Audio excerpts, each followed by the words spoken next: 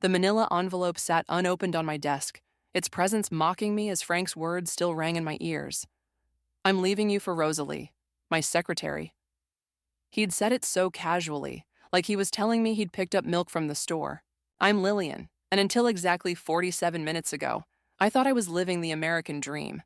Successful husband, beautiful daughter in college, and a secret tech startup that was about to change everything. Now, I was just another statistic, a woman being left for someone younger. Mom? Jayla's voice crackled through my phone speaker. Dad just texted me something weird. Are you okay? My fingers trembled as I gripped the phone tighter. Can you come over, sweetie? We need to talk. I'm already on my way. While waiting for Jayla, I finally picked up the envelope. Inside was a letter from Griffin, one of Silicon Valley's most prominent investors, expressing interest in my startup. The irony wasn't lost on me, my greatest professional triumph arriving alongside my greatest personal failure. The doorbell rang, and I opened it to find not just Jayla, but Eloise too. My best friend must have heard the news through our mutual contacts. Oh, honey, Eloise said, pulling me into a hug. I came as soon as I heard. Jayla stood behind her, eyes wide with concern. Mom, what's happening? We moved to the living room, the same room where Frank and I had spent countless evenings planning our future. Now it felt like a museum of broken promises. Your father, I started, then cleared my throat. Your father is leaving us for Rosalie. His secretary? Jayla's voice cracked. The one who brought us Christmas cookies? The very same, I said, trying to keep my voice steady. He moved out this morning while I was at work. Eloise cursed under her breath. That coward couldn't even face you properly? He left a note on the kitchen counter, I said, gesturing to the crumpled paper on the coffee table. Said he'd send someone for his things. Jayla picked up the note, her hands shaking. How long? 6 months, according to him, though who knows if that's even true. I saw them together last week at that new cafe downtown, Eloise admitted, looking guilty. I convinced myself it was just a business lunch. The doorbell rang again, making us all jump. Through the window, I could see Johnny, my business partner, standing on the porch with a concerned expression. Come in, I called out, not bothering to get up. Johnny entered, his usually cheerful face serious. I just heard from Eva at the office. Lillian, I'm so sorry.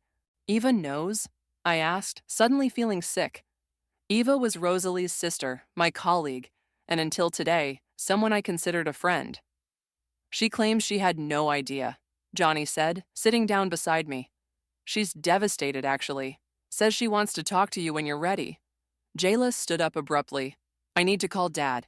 This can't be real. As she stormed upstairs, Eloise followed, leaving me alone with Johnny and the investor's letter. What's that? Johnny nodded toward the envelope in my hands. Griffin wants to invest, I said flatly. He wants to meet next week. Johnny's eyes widened. That's huge, Lillian. This could change everything. Everything's already changed, I whispered, but then something shifted inside me. Maybe it was the shock wearing off, or maybe it was the realization that I had more to lose than just my marriage. I stood up, smoothing my skirt. Schedule the meeting with Griffin, and Johnny, don't tell anyone about this yet, especially not Eva. Of course, he replied, watching me carefully. What are you thinking? I'm thinking it's time to show everyone exactly what I'm capable of. I picked up Frank's note and tore it in half, starting with my dear husband. From upstairs, I could hear Jayla's muffled sobs and Eloise's soothing voice. My heart ached for my daughter, but beneath the pain, something else was growing. Determination. My phone buzzed with a text from Frank. I hope you understand. We can keep this civil. I deleted the message without responding. Civil? He hadn't been civil when he'd been sneaking around with Rosalie. He hadn't been civil when he'd left me with nothing but a note. The investor's letter felt heavy in my hands, a lifeline thrown just when I needed it most. Frank might have taken my present, but he wouldn't take my future. Not anymore. I looked at Johnny, who was still watching me with concern. Want to help me change the world? He smiled, and for the first time that day, I felt something close to hope. Always. 3 days after Frank left, I finally forced myself to check our joint accounts. The numbers on the screen made my coffee go cold in my hands. He did what? Eloise nearly shouted across my kitchen table. That's not just unethical, it's illegal. Transferred almost everything, I said, turning my laptop to show her. Left just enough to avoid immediate suspicion. Must have been siphoning it off for months. My phone buzzed. Eva again. I'd been avoiding her calls since the news about Frank and Rosalie broke, but now I wondered if she might have useful information. You should talk to her, Eloise said, reading my mind. Ava's not Rosalie. She's been your friend for years. Fine, I answered the next call. Ava? Lillian, thank God. Her voice was strained. I've been trying to reach you. Can we meet? Please? There's something you need to know. 20 minutes later, Eva sat across from me at a quiet cafe, her hands wrapped around an untouched latte. I had no idea about Rosalie and Frank. I swear on my life. I believe you, I said, surprising myself by meaning it. There's more. Eva leaned forward. I overheard Rosalie on the phone yesterday. She's not planning to stay with Frank. She's using him to get ahead in his company. Then she's going to leave him for someone else. The irony should have made me laugh, but instead I felt hollow. Does he know? No, and I'm not supposed to know either. Eva's eyes were pleading. I want to help you, Lillian. Whatever you need. My phone buzzed with a text from Johnny. Griffin confirmed for 2 p.m. You ready? Actually, I said to Eva, there is something you can help with. How much do you know about quantum computing? 2 hours later, I walked into Griffin's office with Johnny by my side. The investor's corner office screamed old money, but his eyes were sharp and modern. Show me what you've got, Griffin said, skipping pleasantries. I pulled out my tablet and launched the presentation. We're not just building another quantum computer. We're revolutionizing how they interface with existing systems.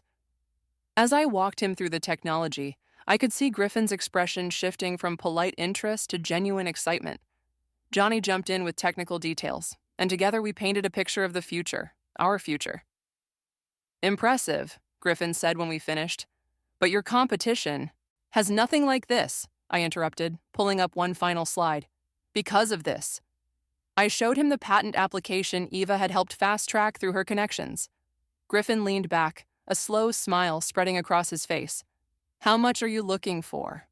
Later that evening, as Johnny and I celebrated over takeout in the office, my phone lit up with a text from Frank. Need to talk about the house. Dinner tomorrow? Don't go, Johnny said, reading my expression.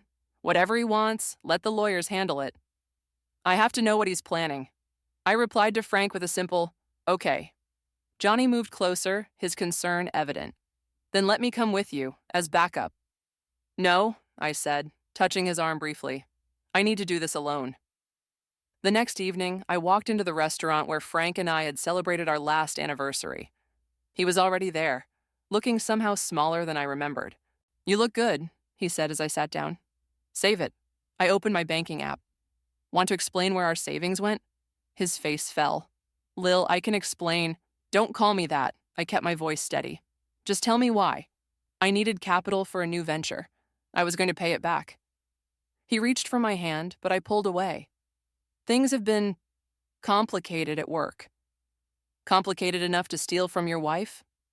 Ex-wife? He corrected automatically, then winced at his own words.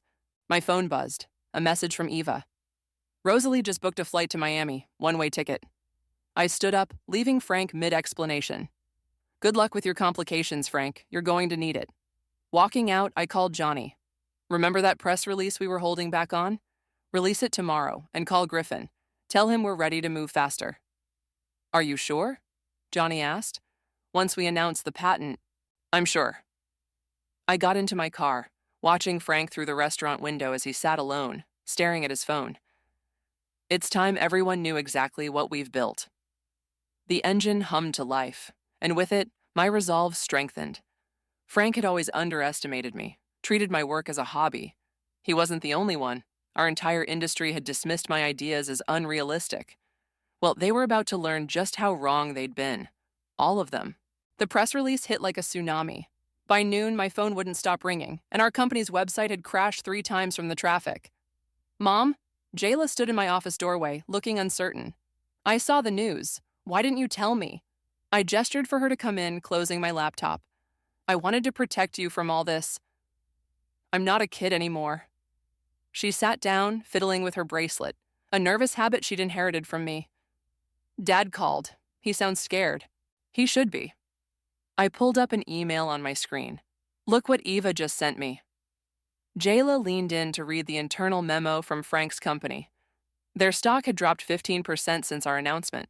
Our patent had effectively made their main project obsolete. Did you know, Jayla asked, when you filed the patent, that it would hurt his company? Yes. I met her eyes. That it would hurt him? That was just a bonus. My phone buzzed. Griffin again. This time I answered. Lillian, you brilliant woman. His voice boomed through the speaker. The board is ready to triple our investment. How fast can you get downtown? Give me 30 minutes. I hung up and looked at Jayla. Want to see how your mom changes the world? She smiled, the first real smile I'd seen from her in weeks. Can we get ice cream after? Deal. Griffin's boardroom was packed with investors when we arrived. Johnny was already there, looking sharp in his best suit. He gave Jayla a warm hug before pulling out chairs for both of us. Ladies and gentlemen, Griffin began, I believe you've all seen the news. Lillian, would you like to walk us through the next phase? I stood up, feeling every eye in the room. Our quantum interface isn't just theoretical anymore. We have a working prototype. The room erupted in murmurs. Johnny pulled up the demonstration on the main screen while I continued. Traditional quantum computers require specialized environments and expertise. Our interface makes quantum computing accessible to any existing system. We're not just building better computers, we're democratizing the future. 2 hours later, we walked out with full funding and a development timeline that would put us in market within 6 months. Jayla hugged me tight outside the building. That was amazing. You were amazing. Ice cream time? I asked, but my phone buzzed again. Ava's name flashed on the screen. Take it, Jayla said. I'll wait by the car. Eva, what's wrong? Rosalie's gone. Ava's voice was shaky. She cleaned out Frank's personal accounts this morning and disappeared. He's at the office having a complete meltdown. I leaned against a nearby wall, processing this. Did she leave anything behind? Just a note saying she never loved him. Lillian, there's something else. She took documents from his office. Sensitive ones. My laugh surprised even me. Karma's quite the artist, isn't it? Frank's asking about you. He knows you're behind the patent that's tanking his company's stock. Good. I watched Jayla by the car, scrolling through her phone. Let him know exactly what he threw away. He's not the only one worried, Eva continued. The board is meeting tomorrow. There's talk of forcing him out. After hanging up, I joined Jayla at the car. Change of plans. How about we get that ice cream to go and have a movie night at home? Like we used to. Her eyes lit up. Can we build a blanket fort? Absolutely. At home, halfway through our second movie and surrounded by blankets and pillows, my phone lit up with a text from Johnny. Turn on the business news. Now. I grabbed the remote, switching channels just in time to see Frank's company announcing an emergency board meeting. The ticker showed their stock down another 12%. Is this because of your patent? Jayla asked quietly. Partly. I pulled her closer. But mostly it's because your father made bad decisions, in business and in life. He called again while you were in the bathroom. Said he needs to see you. Said it's urgent. I turned off the TV. He'll have to wait. Tonight is for us. Later, after Jayla had fallen asleep on the couch, I checked my emails one last time. There was a message from Griffin with the subject line, Tomorrow's Headlines. Attached was an advance copy of a major tech magazine's article about our company. The title read, The Future of Computing, How One Woman's Vision Could Change Everything. I closed my laptop and looked at my sleeping daughter, thinking about legacy and karma and the strange ways life balances its books. Frank had tried to leave me with nothing. Instead, he'd freed me to become everything I was meant to be. My phone buzzed with another message from him. Please, I need your help. I turned off my phone without replying. Tomorrow would bring its own challenges, but tonight, in our blanket fort, we were safe. We were whole. We were enough. The stack of papers Ava had just handed me felt like dynamite in my hands. Financial records, unauthorized transactions, falsified reports, all bearing Frank's signature. He's been cooking the books for years, Ava said, her voice barely above a whisper in my office. Rosalie didn't just take his money. She took his insurance policy against prosecution. Does he know you found these copies? Eva shook her head. I made these before she left. I knew you'd need them. My desk phone buzzed. Lillian, Johnny's here with the prototype team, my assistant announced. Send them in. I turned to Eva. Thank you for everything. The next hour was a blur of technical discussions and timeline adjustments. Our prototype was exceeding expectations, but Johnny looked worried. What's wrong? I asked when the team left. Griffin called. Frank's been trying to reach him, claiming we stole intellectual property from his company. I pulled out the documents Eva had brought. Let him try. Look what I just got.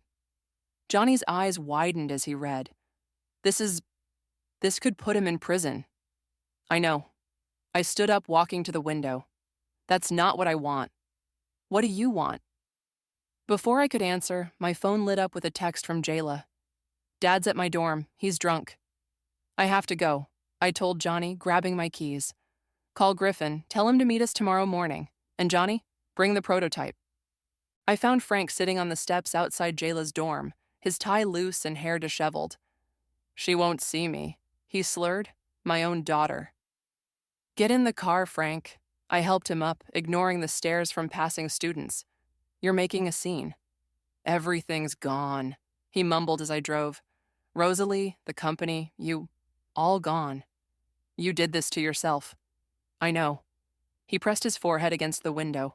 The board voted this morning. I'm out, effective immediately. I pulled into a coffee shop parking lot. Why are you telling me this? Because you won. He turned to face me, his eyes red. You destroyed everything I built. No, Frank, you destroyed it. I just built something better. They're investigating me. The SEC, the board, they found irregularities. I know. I handed him a coffee from the drive-thru. Sober up. Go home. Call your lawyer. Home? He laughed bitterly. Rosalie sold the condo before she left. Did you know that? She had power of attorney. My phone buzzed. Johnny again. Griffin's set for 9 a.m. Prototype ready for full demonstration. I have to go, I told Frank. Call a cab. And Frank, stay away from Jayla until you're sober. Back at the office, I found Johnny working late, the prototype humming quietly in the test lab. Everything okay? He asked, noting my expression. No, but it will be. I sat down beside him. Show me where we are. As Johnny walked me through the latest improvements, I felt the weight of the day lifting. This was what mattered. Not revenge, not Frank's downfall, but creating something meaningful. Lillian? Johnny's voice was soft. There's something else. He pulled up an email on his screen. It was from a major tech conference inviting me to be their keynote speaker. The same conference where 3 years ago Frank had told me my ideas were unrealistic. Say yes, Johnny urged. Show them all what you've built. My phone buzzed with a text from Jayla. Dad's gone. Can I come to the office? I don't want to be alone. Of course, sweetie, I replied, then looked at Johnny. Want to help me order some late-night pizza? An hour later, Jayla sat cross-legged on my office floor, watching in awe as Johnny demonstrated the prototype. So, this is what you've been working on all these years? She asked, while Dad was saying it was just a hobby. This is it. I joined her on the floor. What do you think? I think, she smiled, I think he never deserved you, Mom. My phone lit up with another text. Eva this time. Board meeting tomorrow. They're announcing Frank's replacement. You should be there. I showed the message to Johnny, who grinned. Perfect timing for our demonstration to Griffin. Looking at my daughter and my closest friend, surrounded by the technology we'd built and the future we were creating, I felt something shift inside me. This wasn't about destroying Frank anymore. It was about building something he could never take away. Mom? Jayla touched my arm. Are you okay? Better than okay. I pulled her into a hug. I'm finally free. The invitations to our product launch went out on a Tuesday morning. I saved Frank's for last, my cursor hovering over his email address for a full minute before clicking send. Are you sure about this? Johnny asked, watching me from across my desk. Inviting him could backfire. I want him there. I closed my laptop. I want him to see exactly what he walked away from. My phone buzzed. Eloise was calling. Have you seen what Rosalie just posted? I pulled up social media and felt my stomach clench. There she was, on a yacht in Miami with some tech billionaire, wearing a bikini that probably cost more than Frank's monthly salary. She works fast, I muttered. That's not all, Eloise continued. Check your email. A new message had just arrived, from Rosalie herself. The subject line read, About your launch event. Don't open it, Johnny warned. But I already had. Dear Lillian, I read aloud. Congratulations on your success. I'd love to attend your launch and show there are no hard feelings. After all, we both know Frank wasn't worth fighting over. Best wishes, Rosalie. Johnny cursed under his breath. She's trying to provoke you. She succeeded. I typed a quick reply. Looking forward to seeing you there. Lillian, no. But I'd already hit send. The office door opened and Griffin strode in, his usual confidence tempered by concern. We need to talk about security for the launch. I'm hearing rumors. What kind of rumors? Frank's been making calls, telling people your technology is stolen. He's desperate, which makes him dangerous. My phone lit up with a text from Eva. Rosalie's back in town. She's meeting with Frank's former board members. Let them come, I said, standing up. All of them. It's time to end this. The next few days were a whirlwind of preparations. The prototype was perfected, the presentation rehearsed, and the venue secured. But something felt off about Johnny. I found him alone in the lab late one night, staring at the prototype. Want to tell me what's wrong? Nothing's wrong. He didn't meet my eyes. Everything's perfect. Johnny. He finally looked at me. I worry that this is still about him, about Frank. It's not, isn't it? He stepped closer. You're inviting him, and Rosalie, and everyone who ever doubted you. This isn't just a product launch anymore, Lillian. It's a statement. Maybe I need to make one. Or maybe, he touched my arm gently, you need to let go. Before I could respond, my phone buzzed. Jayla was calling. Mom, Dad's here again. He's saying crazy things about your company, about stolen patents. I'm on my way. I grabbed my keys, but Johnny stopped me. Let me come with you. When we arrived at Jayla's dorm, Frank was pacing the parking lot, waving a stack of papers. There you are, he shouted when he saw me. Tell them how you stole my research. Your research? Johnny stepped between us. You never believed in this technology. You called it a fantasy. Stay out of this. Frank tried to push past him. She's using my work. No, Frank. I kept my voice steady. I'm using mine. The work you dismissed, remember? The projects you called my cute little hobby? Security's coming, Jayla announced, appearing behind us. I called them. Frank's face crumpled. Jayla, Princess, don't. She moved closer to me. Just go, Dad. Please. As campus security approached, Frank backed away, still clutching his papers. This isn't over, Lillian. Actually, it is. I pulled out an envelope. Your invitation to the launch. Come see for yourself what I've built, what I've always been capable of. Later that night, after getting Jayla settled, Johnny and I sat in my car in silence. You're right, I finally said. This isn't just about the technology anymore. I know. He took my hand. Just don't let it consume you. You're better than revenge. My phone lit up with another message from Rosalie. Looking forward to the show. Hope you don't mind. I'm bringing a date. I showed Johnny the message, then deleted it. The launch is in 3 days. Everything has to be perfect. It will be. He squeezed my hand. But Lillian, after this is over, maybe we could... Mom? Jayla tapped on the window. Can we get some ice cream? I looked at Johnny, saw the unspoken words in his eyes, and felt something shift in my chest. Ice cream sounds perfect. Want to join us? His smile was answer enough. As we walked toward the ice cream shop, I deleted Frank's contact from my phone. The launch would be my final statement, but maybe Johnny was right. Maybe after that, it would be time to let go. 24 hours before the launch, everything went wrong. What do you mean Griffin's having doubts? I gripped my phone tighter, pacing my office. The demonstration is tomorrow. He received some documents, Johnny explained, his voice tense. Anonymous source. They're making him nervous? Frank. The name tasted bitter. It has to be. My computer pinged with an urgent email. Our main investor was requesting an emergency meeting. Now. I have to go, I told Johnny. Get the prototype ready. We're doing a private demo for Griffin in 1 hour. The elevator ride to Griffin's office felt endless.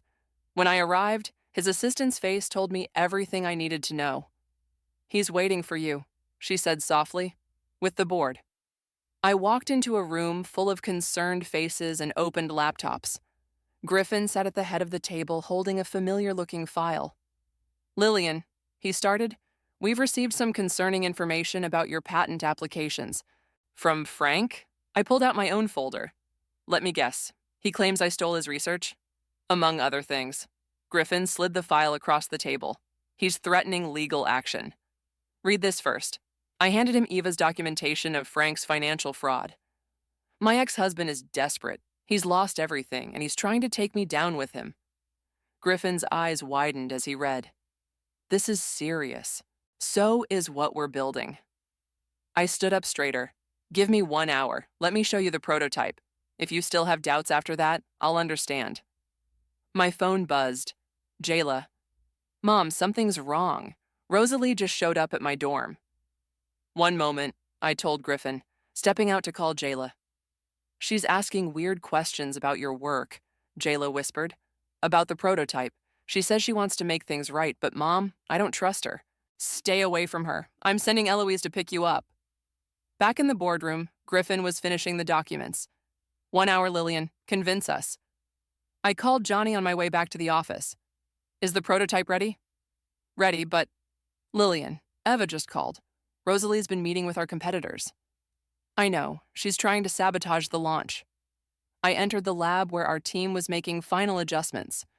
But we're not going to let her. The next hour was the most important presentation of my life. As Johnny and I demonstrated the prototype, I could see the doubt melting from Griffin's eyes, replaced by excitement. "This is revolutionary," he breathed, watching the quantum interface process calculations that would take traditional computers years to complete. "Why didn't you show us this sooner?" "Because now it's perfect." I smiled, but my phone buzzed again. Frank calling. "Excuse me," I stepped out. "What do you want?" "I need to see you." His voice was shaky. "Please, Lillian. Before tomorrow. There's something you need to know. Whatever it is, tell it to my lawyers. It's about Rosalie. She's planning something for the launch. Something bad." I froze. "What do you mean?" "She has investors lined up. She's going to announce a competing product, claim it's based on her work with me. She's trying to steal your moment." "Why are you telling me this?" There was a long pause. "Because I was wrong. About everything. About you." Johnny appeared in the doorway, giving me a questioning look. I held up one finger. "It's too late, Frank." "I know." He sounded defeated. "Just be careful tomorrow. Rosalie's dangerous when she's desperate."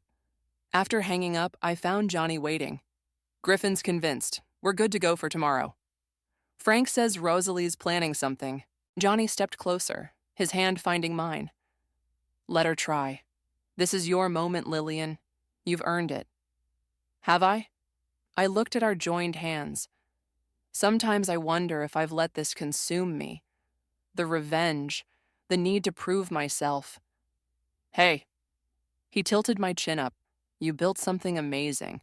Not to get back at Frank, not to prove anything, but because you're brilliant. Don't let anyone take that away from you." My phone buzzed one final time. Jayla. "Safe with Eloise. We'll see you tomorrow, Mom. Show them what you're made of." Looking at that message, then at Johnny, I felt the weight of tomorrow pressing down. The launch would either be my greatest triumph or my most public failure. But standing there, with Johnny's hand in mine and our prototype humming behind us, I realized something important. I was ready. For whatever came next. For success or failure, for Rosalie's schemes, for Frank's regrets, for Johnny's unspoken feelings, for all of it. "Let's run through the presentation one more time," I said, squeezing Johnny's hand before letting go. Tomorrow would change everything, one way or another. The auditorium buzzed with anticipation. Through the curtain, I could see Rosalie in the front row, wearing a red dress that screamed for attention.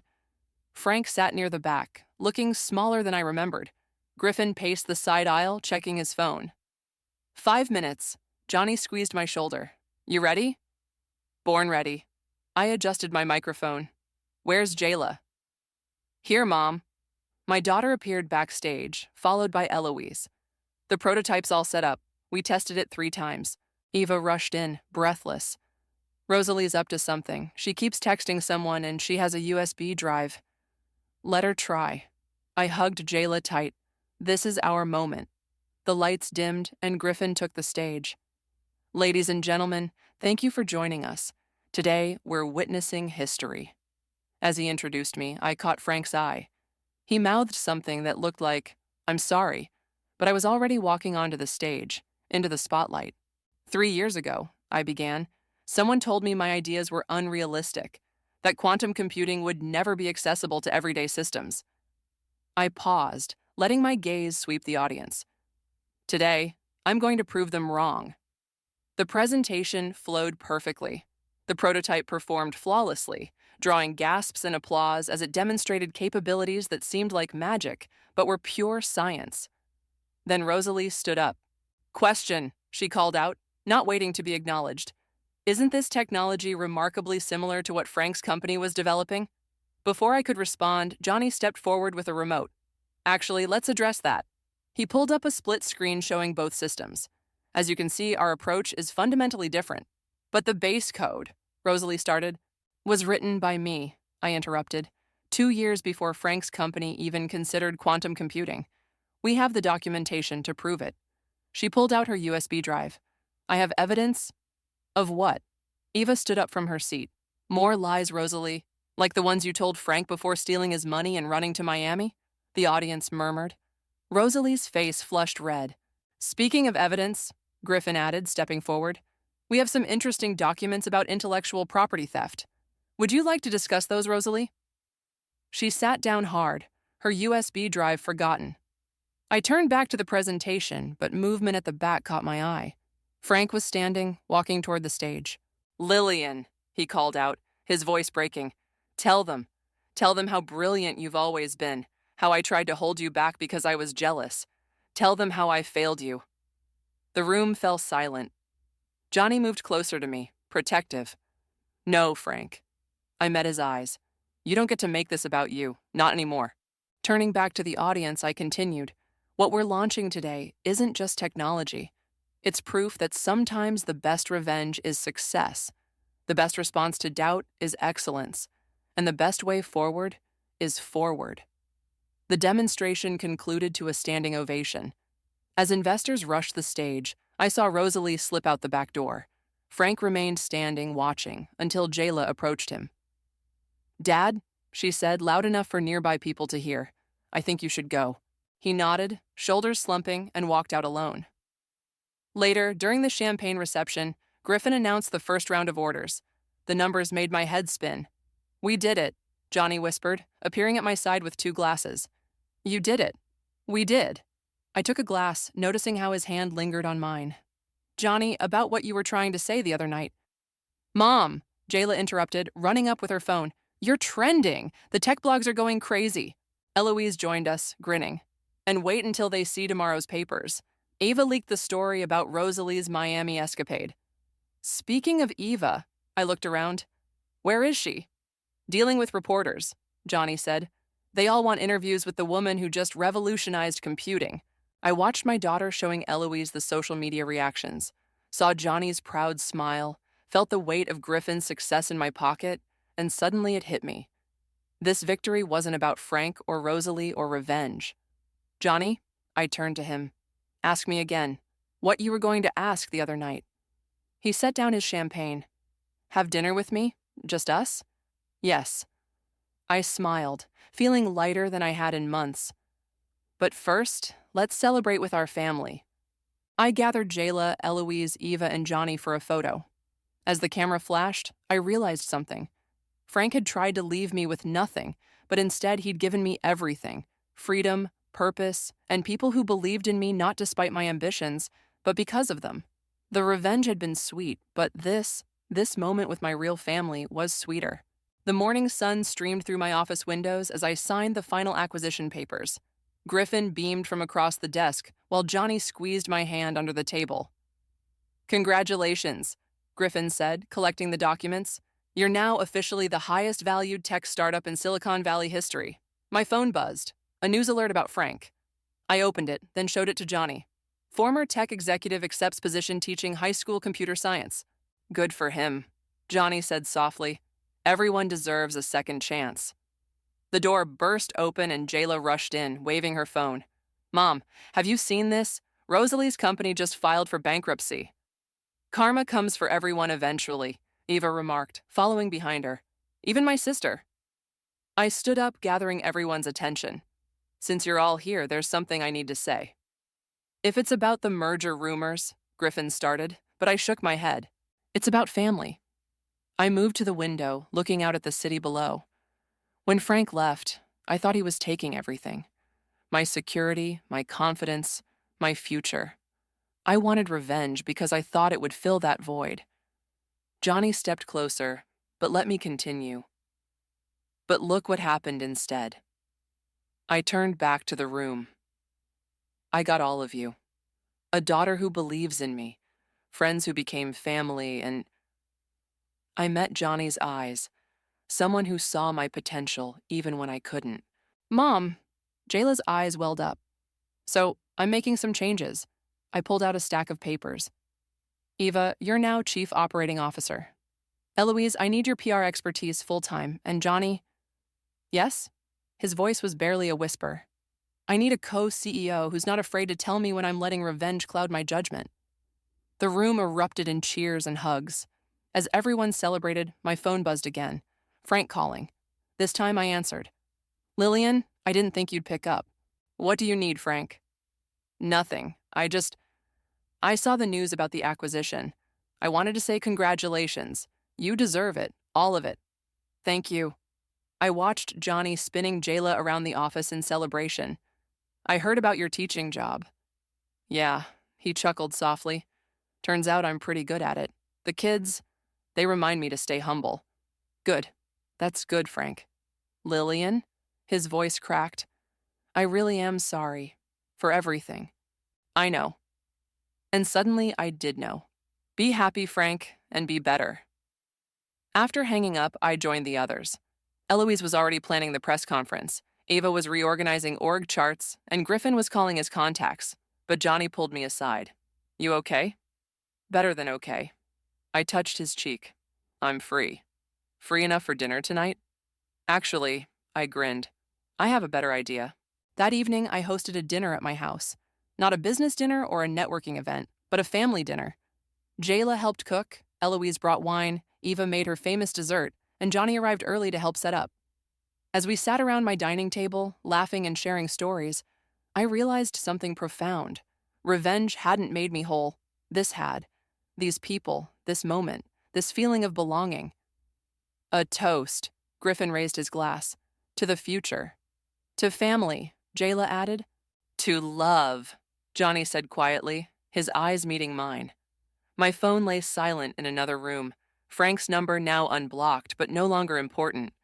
Rosalie's drama felt like a distant memory. The revenge that had driven me seemed small compared to the joy filling my dining room. To second chances, I said, raising my glass, and to the family we choose. Later, as Johnny and I stood on my back porch watching the others leave, he turned to me. You know what I love about you? He asked. My brilliant mind, my successful company, my excellent taste in co-CEOs. Your heart. He pulled me close.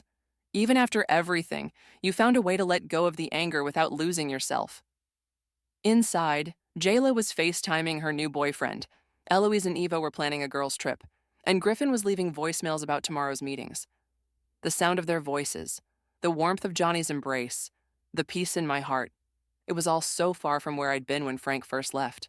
Ready to go inside? Johnny asked. I looked up at him, at the life waiting for me through those doors, and smiled. I'm ready for everything. Because that's the thing about revenge. Sometimes it leads you exactly where you need to be, even if it's not where you thought you were going. And sometimes the best revenge isn't revenge at all. It's finding your own happiness, on your own terms, with the people who choose to stay.